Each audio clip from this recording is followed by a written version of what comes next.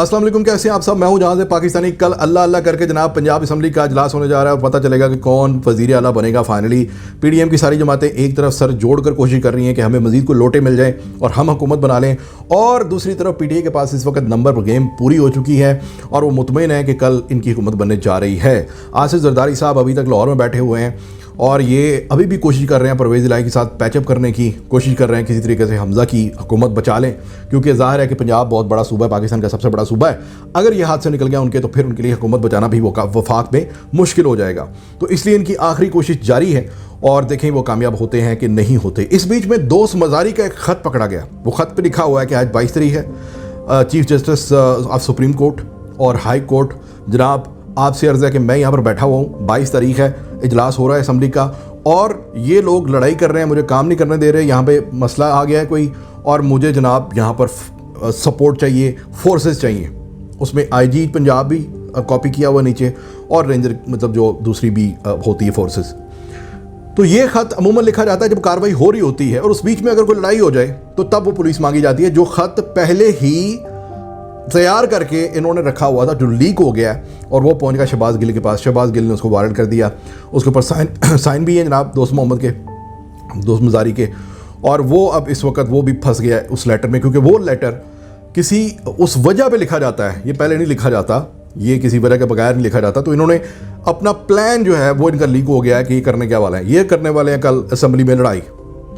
इनका मकसद ये है कि हम लड़ाई करें, पुलिस बुलाएं और किसी तरीके से ये होल्ड पे करवाएं या कुछ भी करवा के कल जो कार्रवाई है वो कंप्लीट ना हो सके और हमज़ा ही वज़ीर आला रहे। तो इसके ऊपर इमरान खान ने जनाब वार्निंग दे दी। उसने कहा तमाम इदारों को मेरी वार्निंग है, सबको वार्निंग है, नंबर गेम मेरे पास है, कानून और आइन के लिहाज से कल गवर्नमेंट पाकिस्तान तहरीक इंसाफ की पंजाब में बनेगी।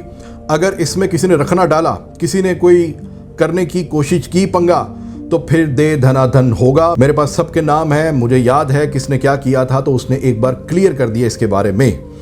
मौलाना फजलुर रहमान साहब इस वक्त मीडिया पर जनाब बहुत इन है। एक बार फिर से यूँ लग रहा है जैसे उनको किसी ने यूँ रॉकेट छोड़ा उनका। आए हैं, धुआंधार एंट्री की है, 3.5 महीने तो उनका पता ही नहीं था वो है कहाँ पे। इस बीच में हज जो है वो 4.5 लाख का 9 लाख हो गया। इस बीच में हिंदुस्तान ने कहा कि पाकिस्तान वापस हमारा गुलाम बन गया और उसने घुटने टेक दिए जनाब, और वापस अब हमारे साथ तिजारत करने पर एग्री हो गया। यानी पाकिस्तान का मजाक पूरी दुनिया में बनाया गया। महंगाई 3 गुना ज़्यादा हो गई, लेकिन कहीं पर मौलाना साहब का पता कोई नहीं था। एकदम से मौलाना साहब आए और उन्होंने कहा जनाब यूथियो ते तितलियो गल सुन लो ध्यान नाल, हम अपनी हदूद में रहो।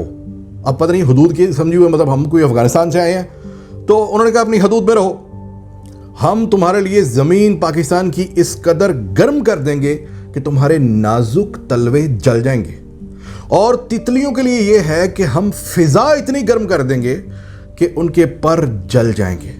तो अपनी हदूद में रहो।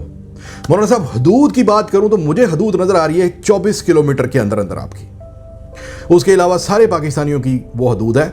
आपकी और आपकी पीडीएम की सारी जमातों की जो हदूद है वो 24 किलोमीटर के अंदर जनाब, ये इस्लामाबाद के अंदर, ये है आपकी हदूद। आंखें खोलिए, देखिए, आप हार चुके हैं। आपने बहुत कोशिश की, आपने जो बाइडन के भी तरले कर लिए, आपने सब कुछ करके देख लिया, लेकिन पाकिस्तान की कौम जाग गई है और अब वो अपना हक लेने के लिए दरवाजे खोल कर देखिए, खड़े हैं लोग, वो नहीं सोने वाले। रातों को भी जाग रहे हैं वो लोग, क्योंकि उनको पता है हम डाकुओं में घिरे हुए हैं। ये निज़ाम पूरे का पूरा डाकू है और ये कौम अब सोने वाली नहीं है। इसलिए आप बेशक ज़मीन गर्म करने की जितनी मर्जी कोशिश करें, ये कौम ऐसा ठंडा कर चुकी है और करेगी भी।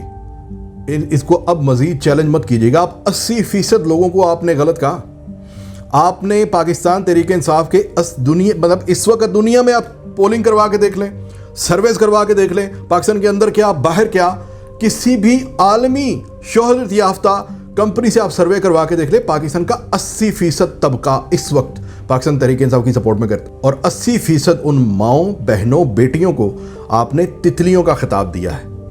जरा सोचें कि वो माएँ अपनी औलादों को अब ये किस तरह से कहेंगी कि उलमा की इज्जत किया करो, जब आप खुद उनकी इज्जत नहीं कर रहे। फिर आप मर्दों को यूथिया कह रहे हो, मर्दों को यूथिया कह रहे हो। चले हम तो खैर गुस्सा नहीं करेंगे आपकी बात का, आप तो हैं ही बड़े लाडले से हमारे आलिम साहब।